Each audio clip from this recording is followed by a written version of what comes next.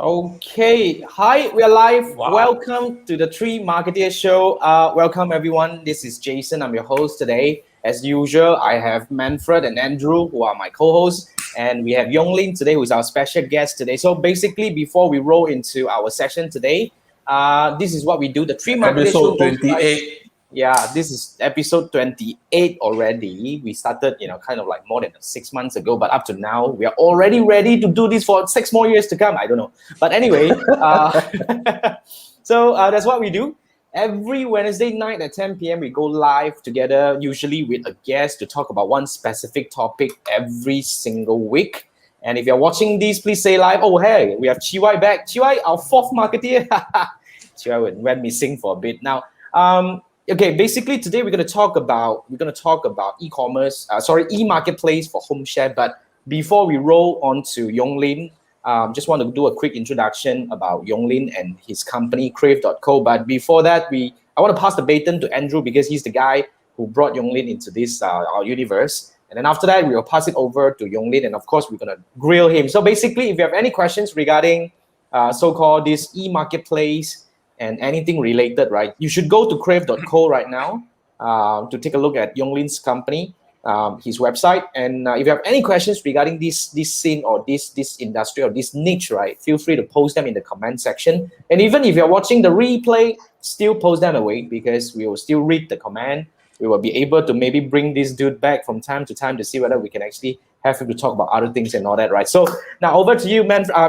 Andrew. Andrew, please help introduce our guests a little bit to our audiences over here. Yeah, I'm just trying to get the pitch. Okay, good evening, guys. I've met Yong through our mutual friend Maverick, and when I went through his, we had a discussion, and I find that his business model is unique in the sense that he's doing a marketplace to support home chefs. Especially with the pandemic, and also we've heard of news of people being laid off and having to find another source of income. A marketplace for home chefs seems to be a great idea, and which is why I've invited Yong on board as a guest. I wanted to get the message out and also share this. It ties in with digital, it ties in with business, and it also ties in with certain elements of social enterprise. So, and above all, ties in with food. Yeah, why not? Home cooked food. What else? Yeah, what else you can ask for? You see. So with that, I present you Mr. Tae Yong Lin, the founder and also a co-CEO of Crave.co. Hey, thank you. Hey, over to you, my friend. So yeah, just gonna introduce myself, guys. Hey guys, Yong here from Crave. So I'm the CEO and the founder of Crave.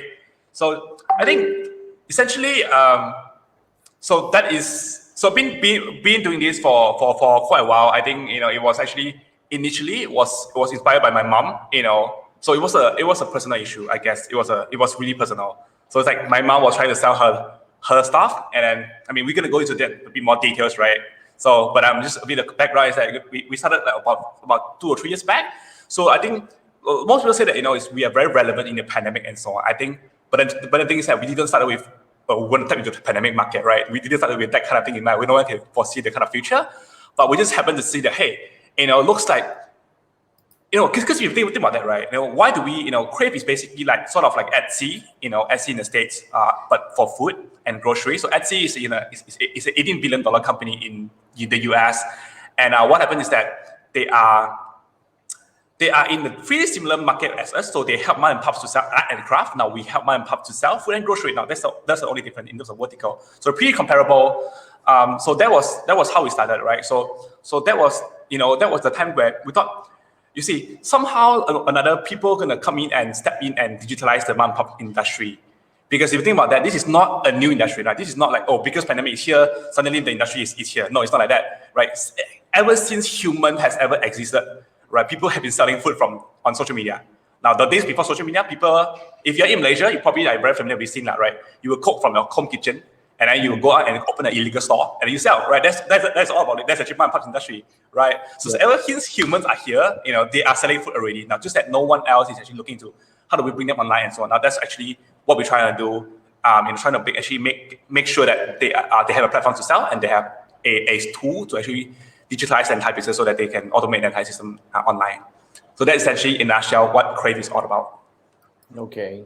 So I mean, in fact, you have answered these first questions that we had, but fundamentally, you were saying that you did this because of course, your mom's problem and all that. But why really focus? Because I believe you started as this, and then eventually it leads into home chefs and all that. But why this vertical in the first place? Because building a marketplace is not easy, right? To be very frank. Yeah, it's not easy. I mean, like that was too young, too naive. You get what I'm trying to say? When I started. Aren't we all? Aren't we all? And that is basically the truth, like hard truth. I look back, I was like, see, the amount of knowledge that I have today, I don't think is enough, it's sufficient. I was like, why was I so brave that I decided to go into this, right? I was look back, if I were to make a decision again, I probably won't be so daring, but I was too young, too naive, right? That was the truth in it. But if you want a bit more better answer, I can give you a better answer. So, how we started, right? It was actually because I was helping. So before this, I was actually in in startups. So I was actually working in a startup. So it was a 500 startup back company in Malaysia. So I was leading growth there. So that's what I do right there. So, like being in a startup, you always, most people who were in a startup, that was like 5-6 years back, people are always in a bubble, right? I was in a bubble. I still recall, a bit of details into how we got inspired, right? I still recall it was like a Sunday morning, right? I think it was I still recall it was like 2 weeks or 3 weeks before that particular Chinese New Year. And what happened is that, I was chilling, on my dining table, with my mom. And like Asian mom, my mom is the typical Asian mom. So she was like, hey, look at this, this one, the pumpkin jam that I make, a lot of people like it. The neighbors like, relatives like, everyone like. So, having a bit of knowledge in startup world is like, that sounds like a bit of product market fit there, right? And then I was like, since we don't have a lot of money and we don't have a very wealthy family, by the way. So I was like, maybe we can just sell online and so on, and we can make some money for, so that we have a more luxurious, I would say, Chinese New Year, something like that, right? So, and then she was like, that is not that easy. I was like, where you got possible? You got so many platforms out there, Shopee, Lazada, and whatever, right? I was like, confirm can one. Then she was not that easy, so I decided to help her to sell. And then, long story short, I didn't make it. And what we discovered is that it was actually very difficult for people who stay at home to actually get customer, and very difficult for them to manage all the customer manually, right? So that was the issue. And I think 3 years down the road, right, the same issue that my mom faced about 3 years back, people are still facing the same kind of issue today. Now it hasn't been solved yet until this day. So that was a bit of background, like why do we get into food? That was actually one of the inspiration, because my mom was having this pumpkin jam, so that was actually an entry point. But to be frank, right, we actually did make a lot of mistakes when we first started, right? I think for the first 6 months, I left my job. I was like, wow, I got this brilliant idea. Let's leave the job and I'm gonna be a millionaire the next year. So like I said, like too young, too naive, too. But otherwise I wouldn't start that anyway. So it was a good thing. So I was like, but what is your number? Sorry. Yep, you're just saying. Yeah. So I was actually left the job, and I was actually in my own room, right? I was in my room, like spending my own, working day and night with my laptop, right? And then I only have one table in my own room. So it's like that was where our earliest office was. But I think the very depressing stuff is that for 6 months you work day and night, you got no sales. It was like, why am I doing this, right? I look at my bank account, it's getting lower and lower, my savings, but I'm not getting anywhere. I haven't met Jason to take his lesson yet. Yeah, so you guys should. Jason, were you there 5 years back? Advertisement. By the way, disclaimer, I'm not paid by Jason. Yeah, I mean, you guys are lucky you have Jason today. I mean, at least you know Jason now already, right? So I wasn't that lucky. So again, where was. But what's so the that number, was actually right? quite tough. What was the number? Right now we grew about 5 times last year. We were truly growing about. So we are still very young as a company. So we've been like about 2 years back, 2 years. So the first year we did about 290K ringgit terms. The second year we did about 0.5 million, 1.5 million. So that is actually despite us losing about 50% of our revenue because of COVID-19. So actually we have 3 different business models. Like one of them, back then we have 2 business models, like B2B and B2C, right? And B2B is where we sell like gift box in bulk to corporates that want to buy for like hampers, Chinese New Year, Raya, and so on, right? So So I still recall like the pandemic struck that time in Malaysia, right? Everyone thinks that, offices got locked down and so on. And then companies actually cut off budget, right? Because it's non-essential, right? Because they need to make how do I say? Risk management, right? For them, it's about risk management, right? It's not a thing they need to spend. So uncertainty. Correct. So we essentially lost about 50% of revenue because it was a 50% split B2C, B2B. So last year alone, it was close to 100% B2C. So in that sense, right, to put in another perspective, we actually grew 10 times from a B2C point of view. But overall, we grew about 5 times. Awesome. To interrupt a bit, just a question. So you are not only a platform, you also sell products through the platform. Okay. We are basically, so what I You are a officially platform provider, right? We are a platform provider. We are also a management ordering system for sellers. So there are 2 core things that we do, right, in the company. The two core main products that we are having, technology product. The first thing is where it is a marketplace, right? It allows people to discover the handmade version of everything that you can possibly find in the grocery stores, right? Now the second thing is basically a management tool, right? What I like to call is a Shopify for food, but it's 10x simpler. So if you ask so people always face a bottleneck when they want to sell things online, right? It's okay if you can get like 10 sales a day. Now, what if you want to manage 20 sales a day, 30 sales a day? That is sales. That is not even inquiry. That we know that when you get 20 sales, you're probably going to get about 100 inquiries, right? You know, the funnel thing. So that is very difficult for them to basically manage. Like let me just run you through a bit of, what was the challenges when it comes to, our mom pops. So if they're selling on social media, right, manually, what they need to do is very simple. It's simple, but many steps. So the first thing, if let's say Andrew, you want to buy something, I need to send you my bank account. Hey, Andrew, pay me, pay it to me. Sometimes life call we got busy, right? And then be like, and then Andrew, you want to buy it now first. You want to pay me first. And after that, you need to check your bank account so that money is in. Now, if you have Andrew one customer, it's okay lah. If you have 10 more Andrews, you need to check your bank account 10 times, right? And then you need to compile everything in Excel sheet so that you don't forget. And after that, beyond that, you need to like go into maybe one of the platforms to order your delivery, like type in your address one by one and name one by one and print out everything and package it, bring to post office and so on. After that, copy down all the tracking details so that I send to you so that you know that I'm not escaping the money, right? And then beyond that, there's counting, there's follow up and so on. Now, typically there's about 16-step process when it comes to just completing one sales. Now, what we're trying to do is that what is the issue here? There is no issue. The only issue is that they cannot scale. They cannot scale beyond making like 1K a month. Because if you want to scale, you need to actually increase your OPEX. That's a business. Now you're building a business. Now you need to hire people. Now for a like a housewife, how do you hire people, right? So that was actually a bottleneck that most people are facing. So what happens is that what if we can actually simplify the 6-step process to just like 2 steps and allowing them to focus on what truly matters for our mom-pop sellers, which is making the production. Production, making products. And we know that if they're able to make more product, they're able to sell more, they're able to actually make more income. So that is actually a way to tie back the entire ecosystem to actually help our community.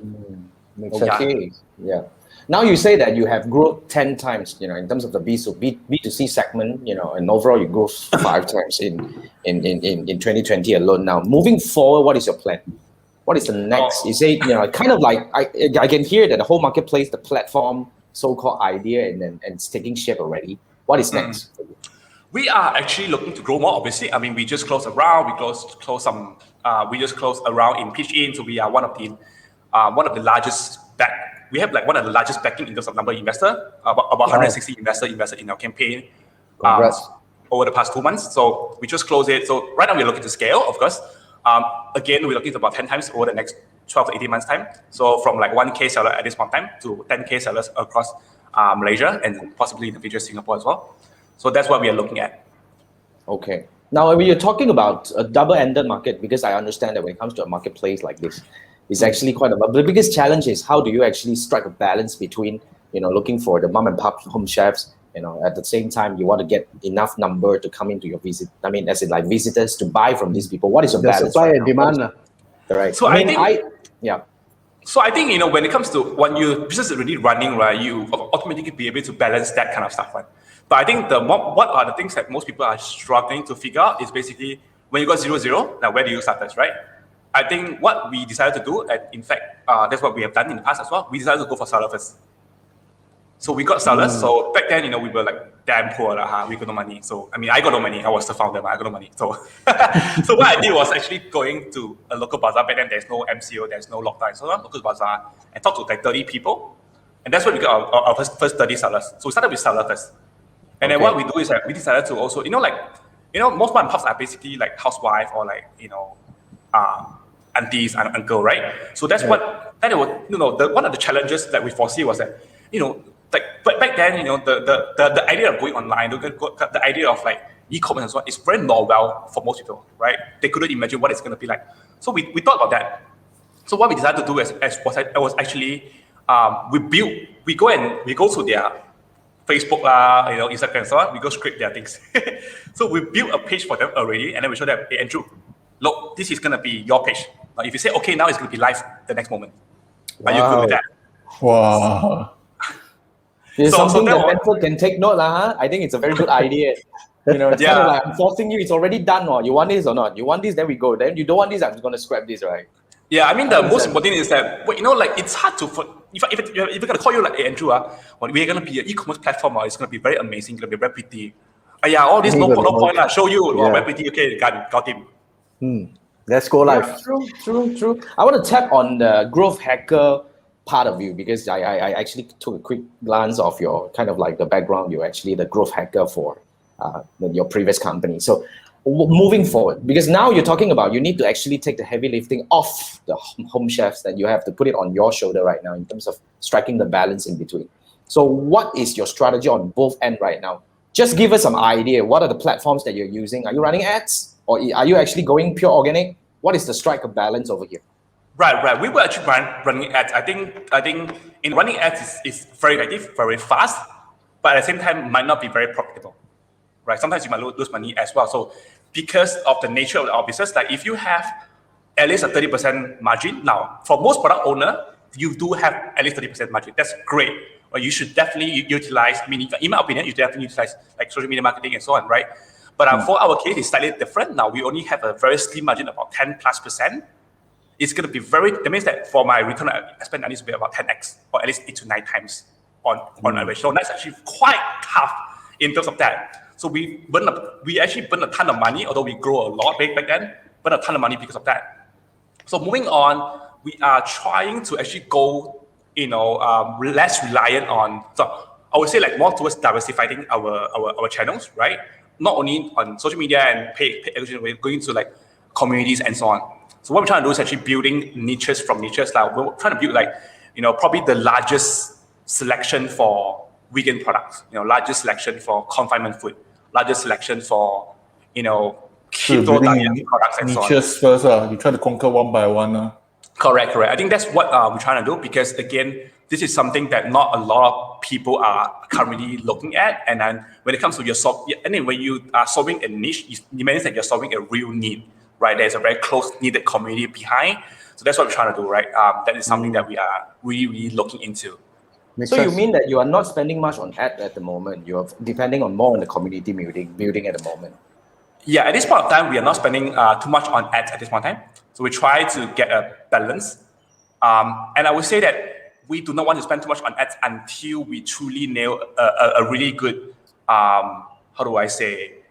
retention funnel, right?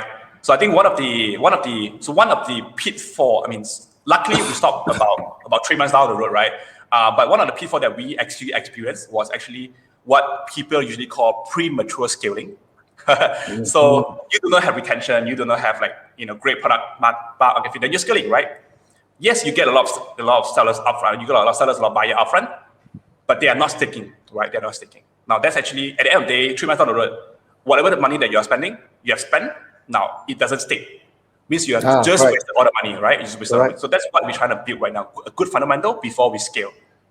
All right, that's a good thought. That's a good thought, because I honestly made a mistake many years ago, and I burned hundreds of thousands within a year. So yeah.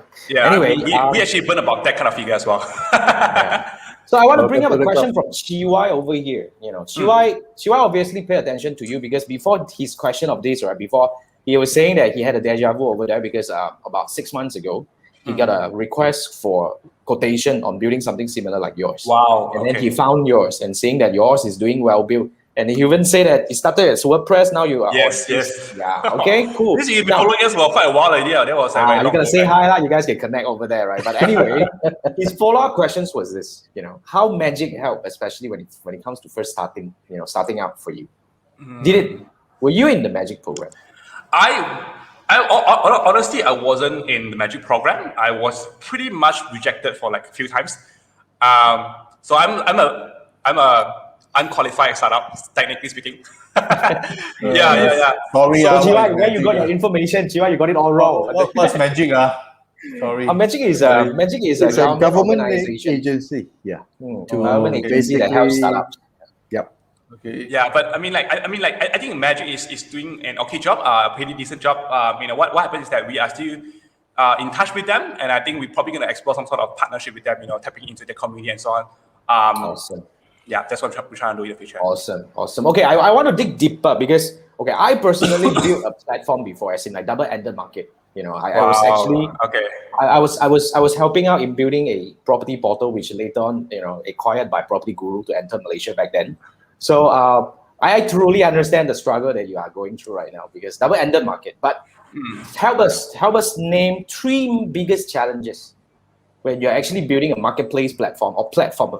2 double-ended market that you're actually facing right now because you need to take care of the seller side, you need to take care of the buyer side.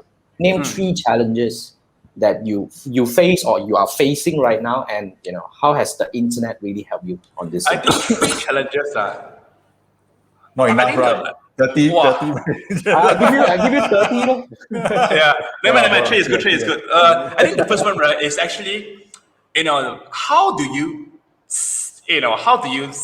How do you convince people without having a huge budget? And that is one of the largest challenges. If you're not if you don't have like 7 or 8, and 7 is small, like if you don't have 8 to 9 figure in your bank, now if you have 9 to 9 figure in bank, you can, like back then when Muda first started, I mean that's very long ago. They are spending about $500,000 a year. A month. Sorry, a year is too little, a month just to drive traffic. Wow. Do we have that kind of money? We do not have, right? So I think that was the challenge. That how do we actually, figure out creatively on what are the channels other than just relying on 100% on advertisement, because we could afford that. And I think that at this point of time, because of the current kind of investment market, the kind of rework fiasco going on and so on, now not a lot of VCs are actually looking into funding companies that is actually spending a lot of money, like red until like 10 years later kind of company, right? So that will be one of the challenge. So pretty much gonna be like very much creative. Try different ways and see how it works. So that is one thing. I think the second thing is actually the cliche funding, right? Like funding has always been a huge challenge for us. Although we did have some little successes here and there, but the challenge has always been funding. Now, when I first started, again I was like too young, too naive. I was like, hey, how come these guys are always raise a lot of money? They got PowerPoint only. Raise 2 million already. How come I cannot raise it? Why they can raise, I cannot raise? Now, that was actually always the question about that. I mean, until then, I realized how the VC industry works, and I wouldn't say the same thing, but that was the time. So I think one thing that was actually very challenging, especially not for everyone, this only for my case, was actually on the funding side. Now, because being a founder, that hey, there's this thing that I can do, there's that thing that I do, but I only got 2 hands, I only got 24 hours. I mean, a day. So that was actually very difficult. And then you were like, I want to scale. Maybe I can scale. But I couldn't afford to hire somebody. Now, you're always in that loop kind of thing. And then we see be like, you scale already, you come and find me lah, right? But I don't have money, I can't scale. This is what a lot of people are thinking about. And that was actually something that, correct. That was something that we faced before as well. So I guess that is a challenge, because then I realized that because I think this problem is only towards people without a lot of credential, right? So if I would, if I'm like you guys, probably like you sort of a company, you show the VC, hey, sort of, then it's going to be much more easier for you to raise funds. Now for us, it's like, we are nobody. So that was, it was a different requirement. It's a hard realization for us. Is that it's a different requirement by VC if you do not have credibility as a founder. You need to show result, and then you need to grind up that result before you fundraise. I have friends who work in a VC firm. literally raised 2 million from. I mean, he left the VC firm and literally raised 2 million just for a PowerPoint, just using a PowerPoint, and that was actually not something that we could possibly enjoy. So that was the second thing. I think the third thing is that it's actually about letting people know what we do. Now, being a marketplace, okay, when you're building a brand, let's say when you're building a brand, you need to have what I feel is that people always think I think the focus needs to be really building a brand and not becoming a commodity. Right? If you become a commodity, people will come to buy, and then you'll be like, oh, I forgot about this brand, right? That is not how it works. Then all your money is not multipliable. Is that such a word, multipliable? But you get what I'm trying to say. So now, yeah. So what we decided to do about 6 months back is actually changing the way we're approaching the market. Now we realized that we've been doing this for a while, and then we realized that we have not been creating a sticky enough environment. Now, people do not know what we do. People do not share our story. People do not share our vision. People don't understand. So now it becomes like the SM for us, and then we decided to start telling stories. So storytelling is becoming a very important part of the company at this point in time. We need to share with we need to share with our audience, our customers, like, hey, do you know that every single time you purchase something, you actually help a family out there to possibly pay for the kids' tuition fee or like put food on the table, for example. Now, I don't like the put on the table thing, but you get what I'm trying to say. So that was actually a story behind, and then we compared like, hey, you know what? If you are buying from a big company, now you are just making that CEO going to be buying the third bungalow or the fifth Ferrari. But if you're buying from our local people, it's going to be a different thing, right? It's going to be helping her to pay for his kids' tuition fee, sending him to the school or whatever, right? That's going to be much more meaningful. Now, you are buying the same thing, but you're not buying the same thing, per se. You're trying to humanize the process of the purchase. I think one of the things that we figured out is that it was I think what I see, at least my friends in my community, being Malaysian, we tend to be much more humble and down to earth, and we don't want to shout. We think that, hey, if we're doing great, someone would notice us. Now, that's not the case. I think that relates to internet. I think with the age of internet, we can tell stories, and then if you're doing great, make sure you tell that story. Make sure you shout out what you are doing, and the internet helps to do that a lot easier. And that is actually a privilege that people that is living in our era need to be able to leverage on. Right. I mean, storytelling is totally Manfred. Sorry, just one question. And so you mentioned story for the branding purposes. So what kind of channels do you bring the story message across? Especially YouTube or organic YouTube or what else? TikTok. We actually when we first started building, we are still in the process of building up the branding side and storytelling side to cover all channels. I think the ideal scenario is that we want to be able to cover all channels, right? So there's end-to-end marketing touch points, right? So, but right now, because it takes time to build that. So when we first started, which channel did we pick to start? We decided to pick emails actually.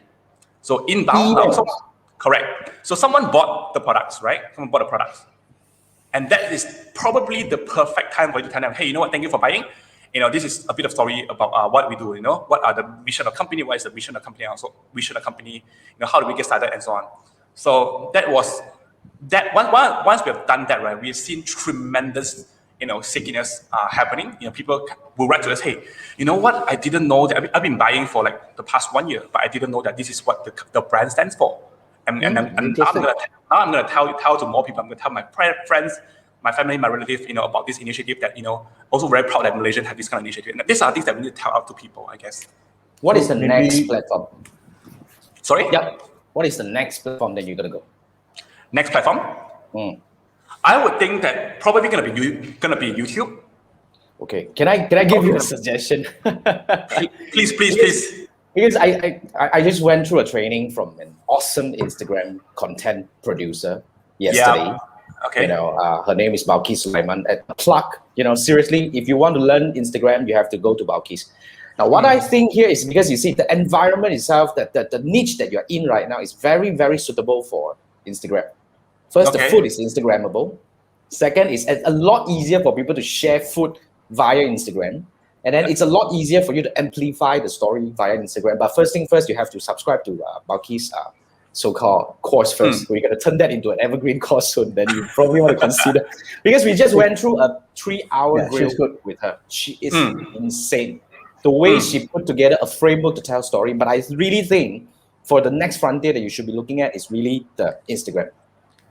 If you guys would agree with me, Andrew, Even our Chunyan, which is basically a fitness instructor. I don't know. anything visual, visual His should business tackle. is 100% Instagram.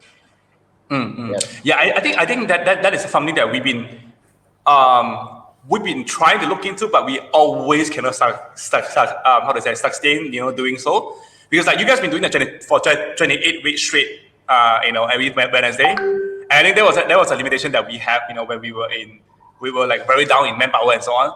So I think definitely now we are going to focus in multiple different channels, including Instagram as well. But I would suggest, if there's anything that I can share learning from past experiences, don't try to go on too many platforms, because you will you will lose your focus. You will definitely lose your focus. Every platform is different. Regarding the email part, or maybe after you have mentioned your brand, maybe you can do a follow-up. Say, example, if this person continues to buy from seller A, you can say, if you have the manpower and time, of course, that seller A has what is the process of making a thing, what are the ingredients, who benefit, all the story sequences of email. I think Andrew is a better person to tell this than me.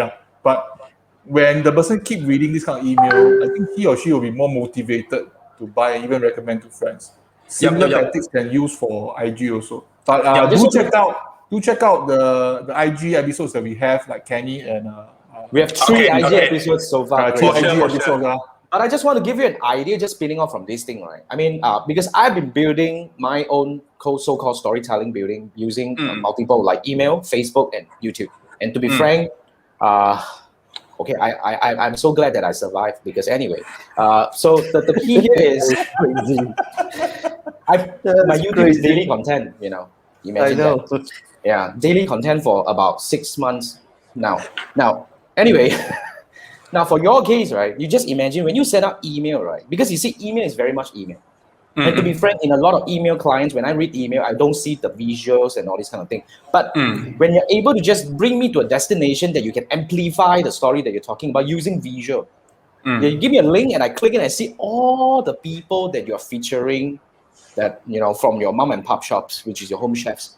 That kind of visual interaction would actually, amplify the power of storytelling that you're trying to. Correct. Instead of keep reading. To be frank, words has got its limitations. Of course, it's powerful, yes, but when you pair words with visual together, then you have a very important impact. Because learning from my experience, right, email works for me, but the moment when I bring people to, I use email to drive people to my YouTube channel, I give a face to my words.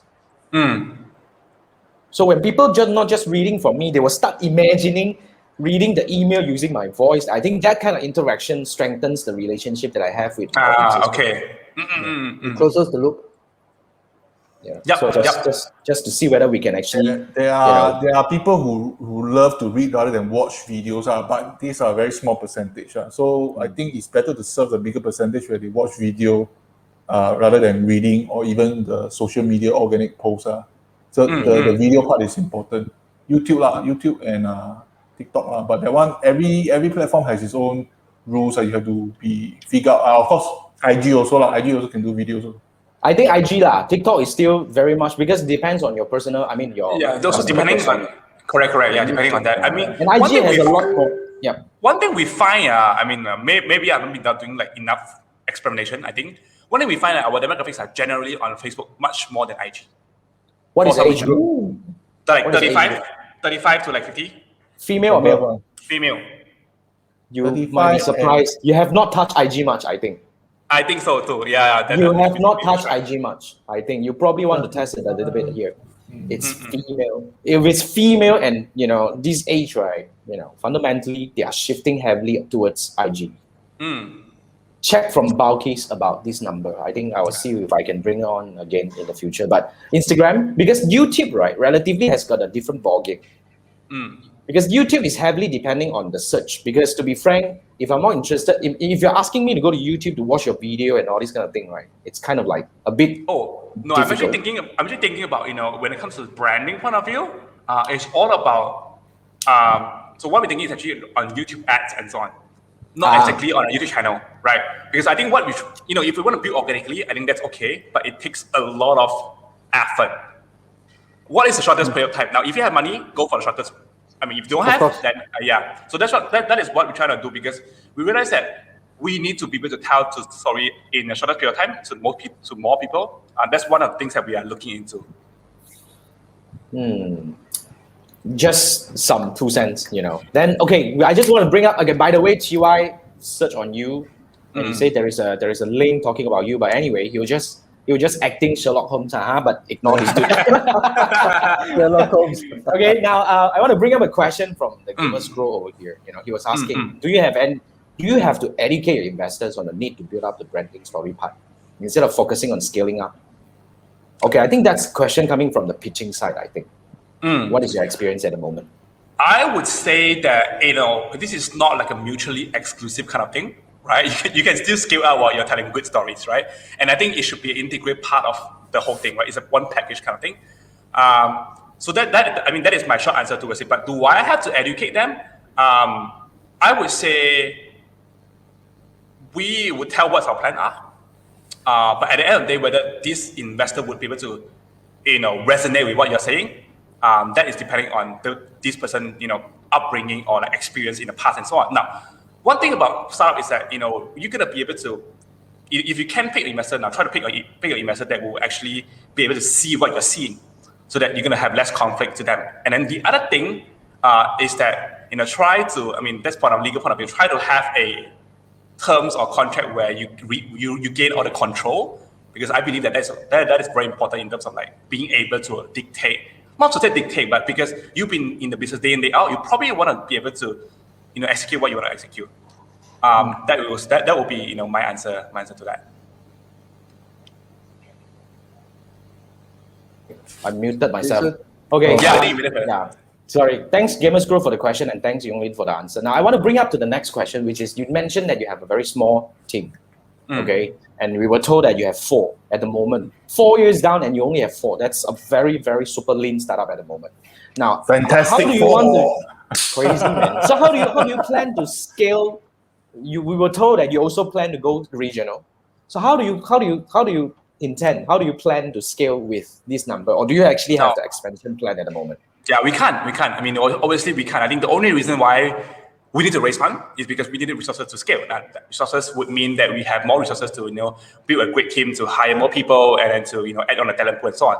So I think the short answer is that we can't with 4 people. Definitely, for sure, it's not possible. I think it's not even possible for Malaysia market alone, right? So that's why we are actively hiring. So a shameless plug right now, if you know people who is looking to join a company, developer, marketer, projects guys, interns, and so on. Now we are actually massively hiring at this point in time. So yeah, ping me directly. Yep.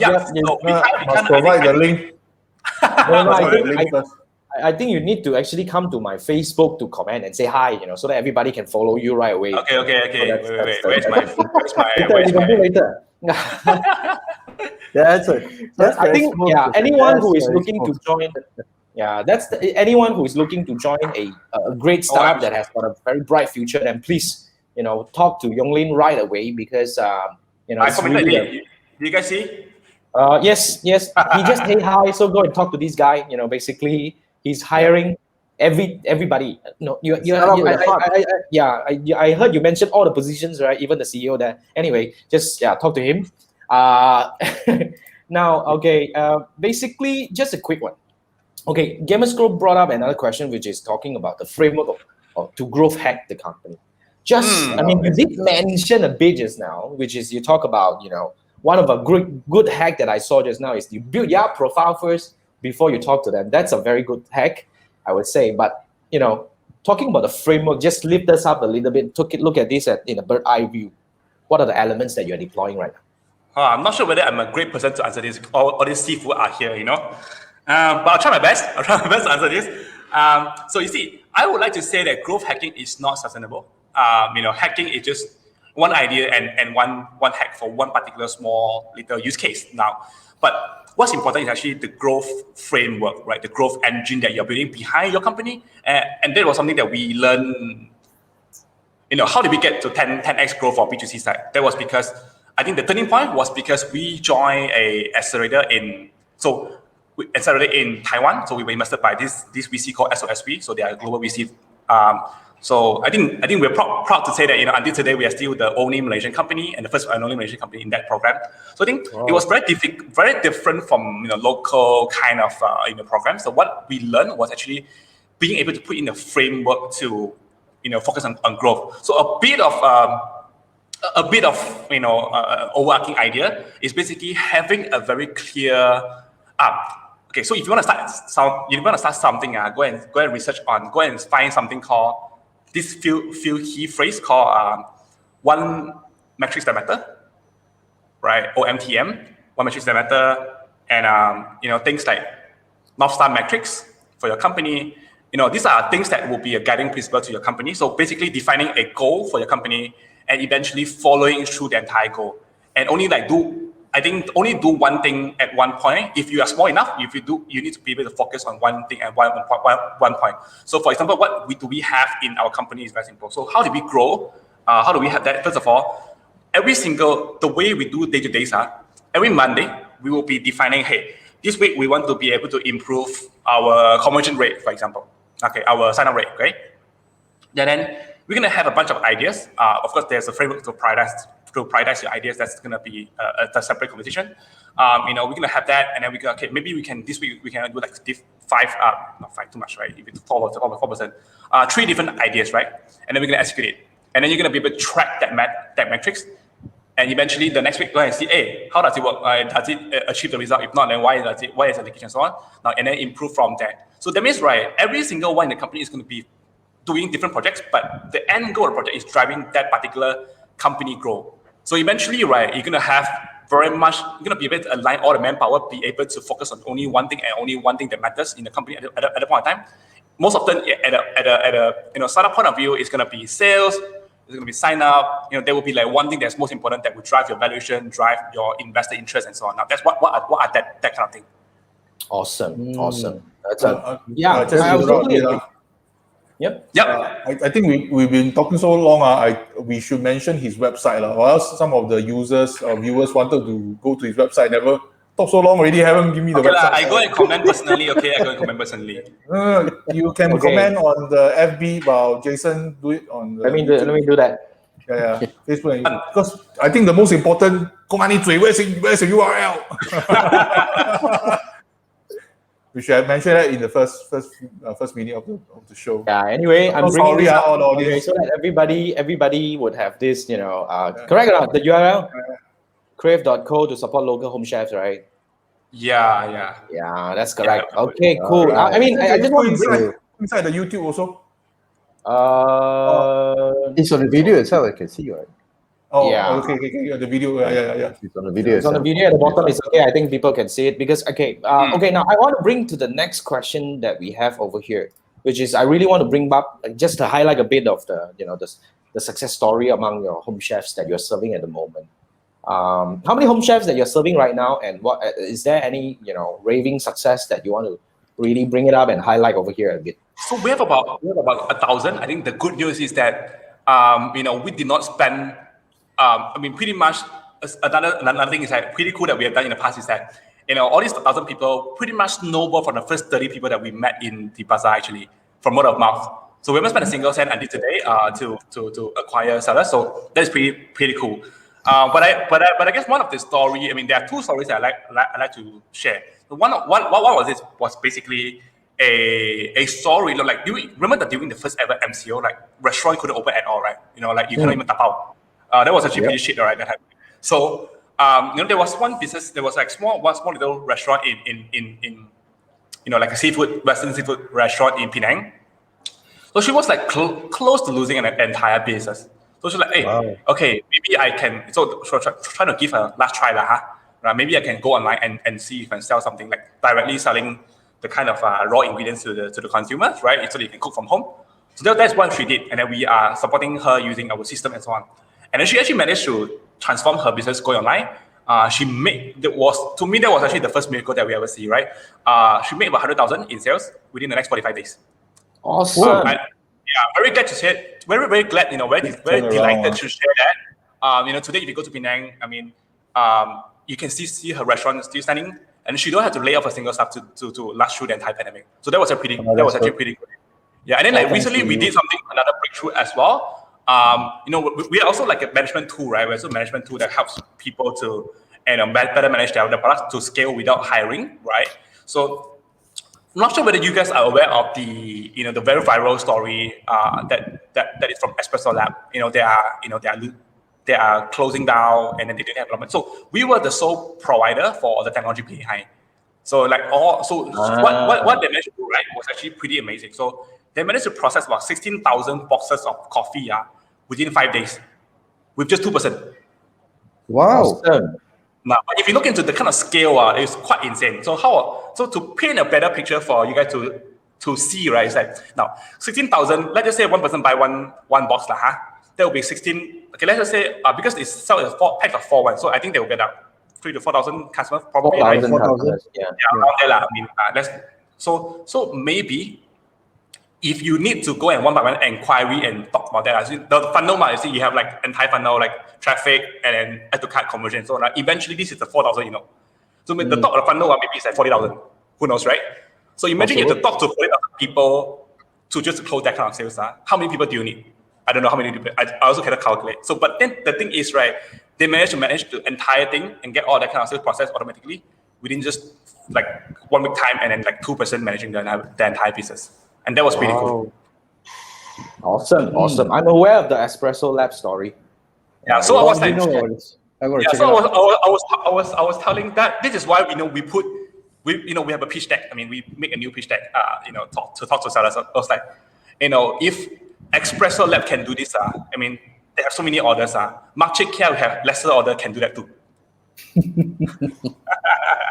That's true. Okay. Now, since you talk about pitch deck, that you refine your pitch deck, now let's share with us a little bit for those people who might be interested to join your marketplace or your platform at the moment. So can you give us a plug on what are the advantages of using Crave.co? Coming from two angles, right? For the home chefs and for the users themselves. So I guess as a user, right, you pretty much get to like discover the handmade version of grocery. So the grocery can be from like bread to like condiments, spices to like spreads and jam, to meat, wagyu beef, also got and so on and so forth, right? All these kind of things. So you can possibly buy in the grocery store. Now instead of so I think the idea is very simple, right? If you are already buying things like that, you're already spending the money. So why not actually spend on a local seller and being able to support their business? Now that's actually an option that doesn't cost you any money. It's just a switch of decision that you're able to make much more impact. Now that's actually one way to think about that. Now the other way around, if you are a seller or if you know a community that would be benefited from it, maybe you're running a seller community, or maybe you are teaching people how to go online.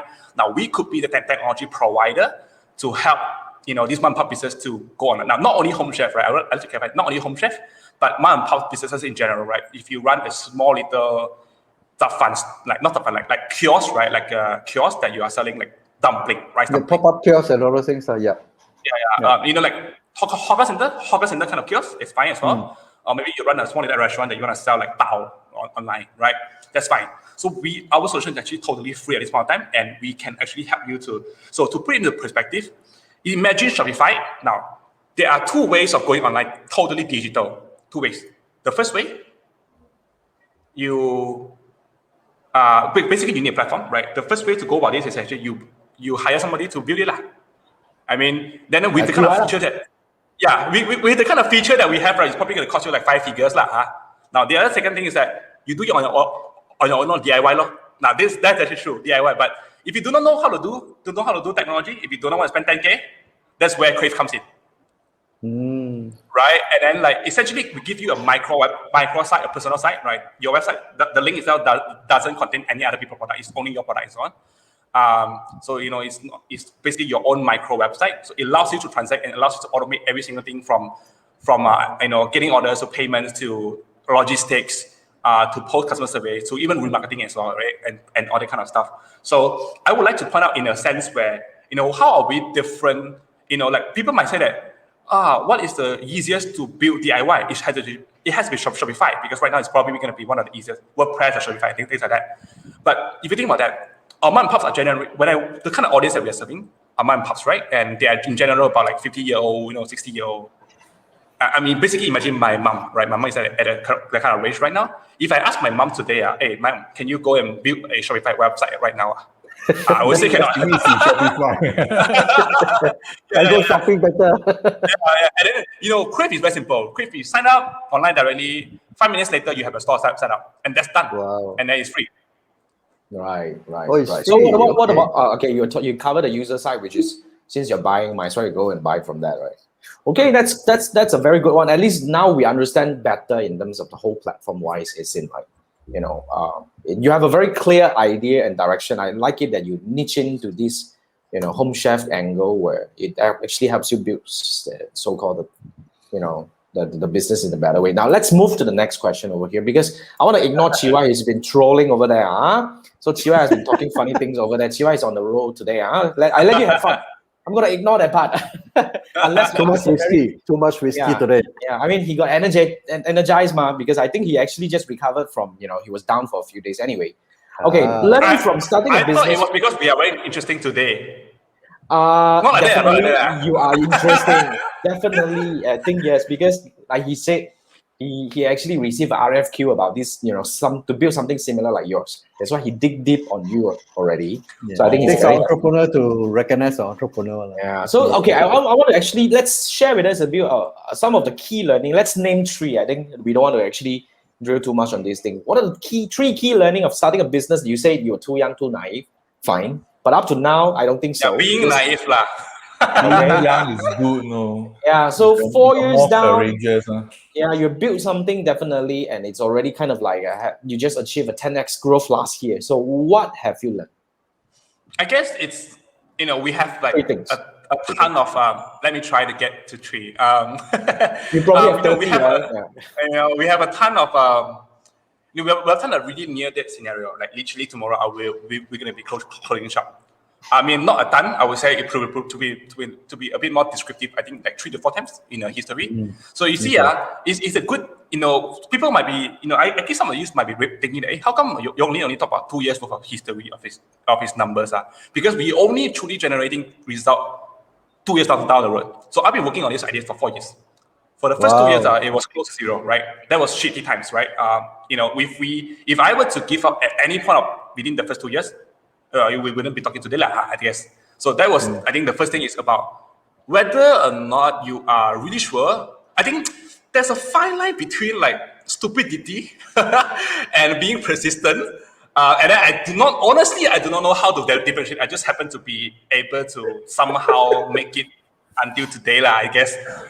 So I'm not sure I'm the one who is stupid. I'm the one who is persistent. So I think the term will be foolishly persistent. Yeah. So that is the first thing. I guess it's really tough. So I think the second thing is that if I were to think back, what are the lessons that I learned?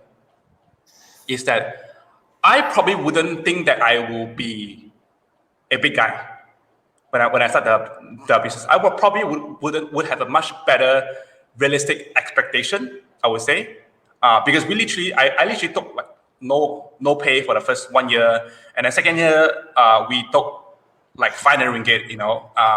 Last month we are paying ourselves 2K. I mean that's my salary, and so on, right? So that was actually some form. Until today we are not. I'm not making the kind of money that I was making when I was employed. You know what I'm trying to say? So I think sometimes it's not that flowery. That is, if I was a local, I should know better what I'm getting into.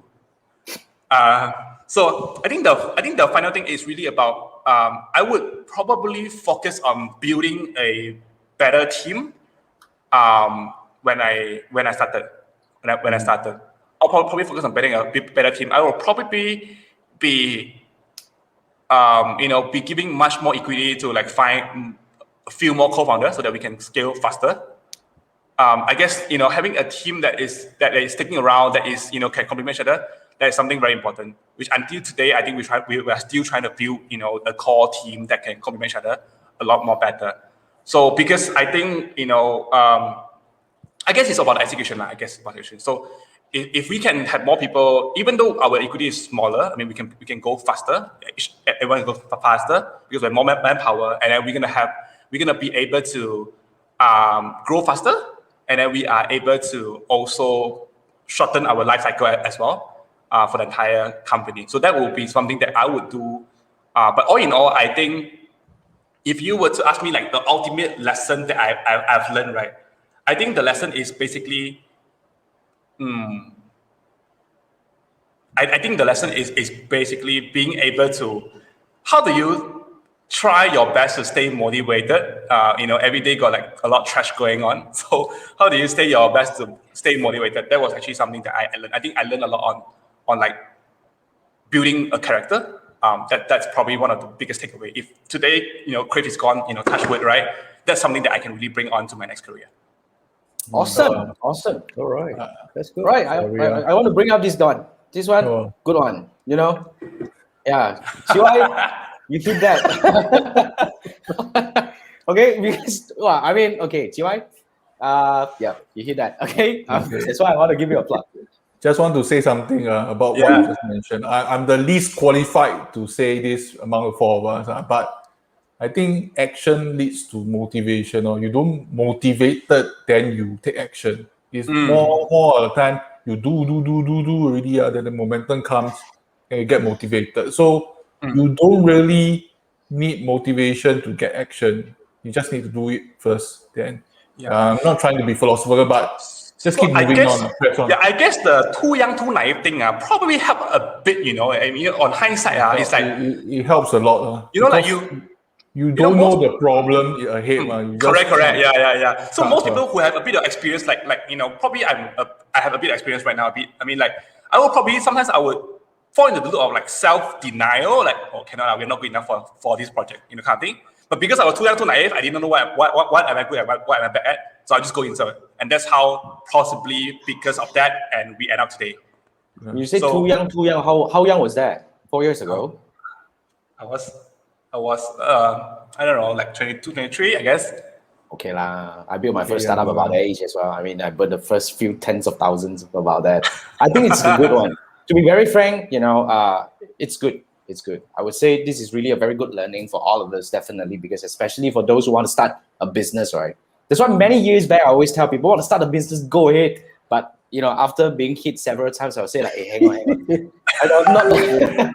Because it's really not for everyone, because it's really not for those faint-hearted, because it's not that easy. Everyone who have gone through the process of, especially the process of being shitty, right? Correct. It's not, correct. Like, when you're an entrepreneur, right? You know this, like, I think when you're an entrepreneur, you tend to, I'm not sure about you, or I help my friends and myself experience the same. So people, like your friends will come to you, or people who you might not know in the past, come to you and say, hey, wow, you look like real glamour now, always on newspaper, this news got news, and go and get prize and all that kind of stuff. Wow, I also want to be an entrepreneur, That is what people tell you usually. So I was like, right? Usually I will ask them things like, hey, then why do you want to start a business, or you want to make a lot more money, you want to be a millionaire, in the next 2 years time. Then I think that would be very tough, because then I always tell them that if you want to make more money, I think you have you have a higher chance to make more money being a property agent or like being a insurance agent. You have a higher chance of getting a bigger. In fact, my friends who is like same age with me in high school now, been doing property for a while. He's already damn rich now. So I'm still here. So you have a higher chance of becoming a millionaire, becoming a property agent than doing this stuff. But so it's very high chance that you lose all money, you waste all your entire life, and that's not. If you are thinking about that, that's probably very, very difficult. Yep. Cool. Yeah, that's totally true. I would say the same, but anyway, whatever you want to do, you do lah. You gotta hit the wall to feel it anyway. I think these are the people who I used to tell my friends who are working, and when they see the entrepreneur life is so glamorous. So my first few advice to them is: are you prepared to go on no food or have one meal a day? Number one. Number two, is very likely that you will not get paid for 6-9 months or even a year.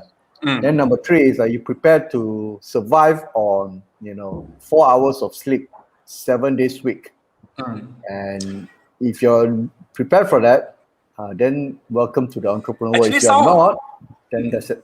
Sounds like we have experienced that before, because I personally, I literally have experience. I very young now. I literally have experienced that. So I went to Tapan store right last time, and my post got no money. No, I got like one tabung of like shilling. I need to calculate the shilling and go and buy my food. That was actually I some of did that the too. moments that we had. Yeah. Yes. You use shillings to pay for petrol.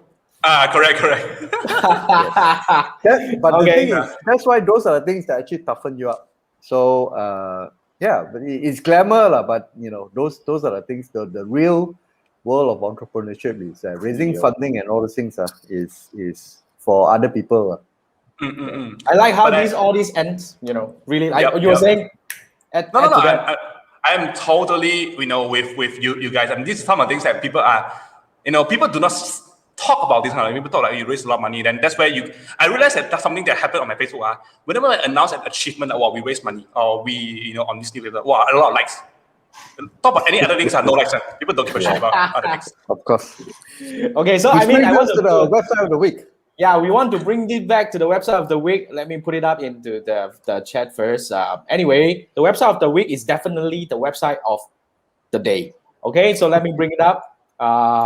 Yeah, I'm just gonna. So what sort of plans do you have for Puasa and Ramadan? Let's. Yeah, just give us some introduction. Come, let me bring back this already at this page right now. Come. Oh yeah. Okay. Yo, let's go.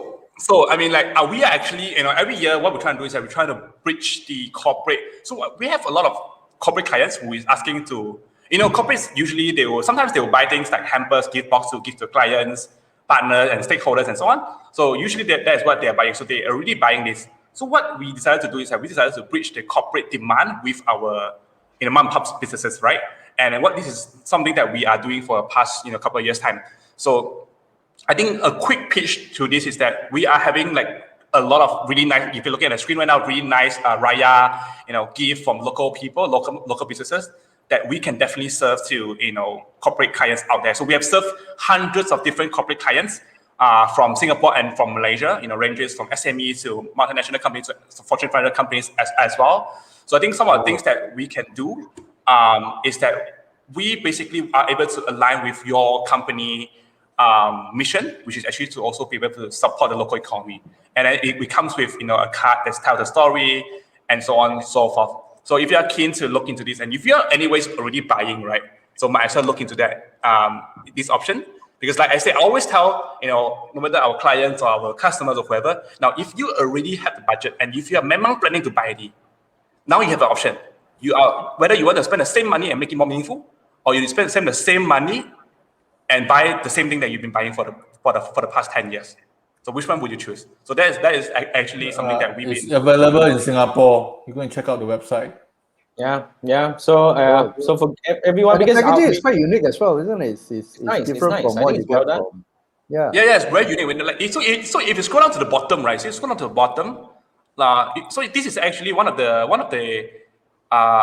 gifts that we did it for Night Frank Malaysia.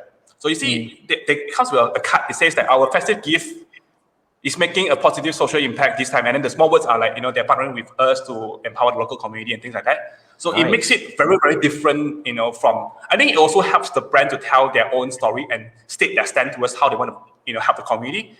And at the same time, if you think about that from a more logical point of view, right now, your client won't be receiving one gift, let's put it that way. Now, your client will receive like 10 gifts from different people. Which one does it stand out more? I like that. I like the pitch.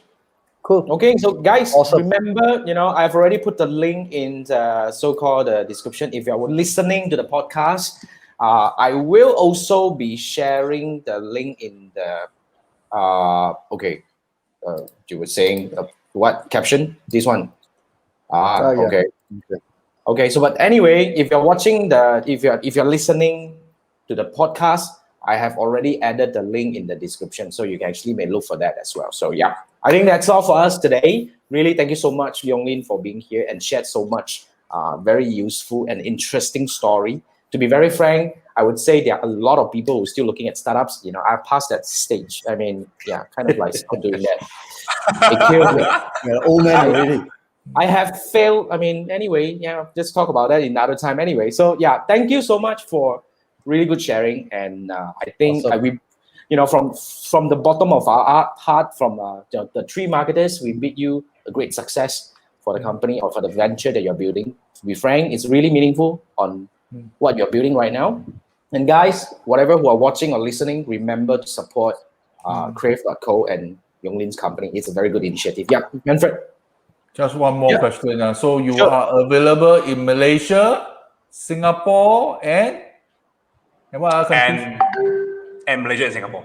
Okay, Singapore, Malaysia. So Singapore, Yep, Malaysia yep. audience, you hear that? Do visit the website.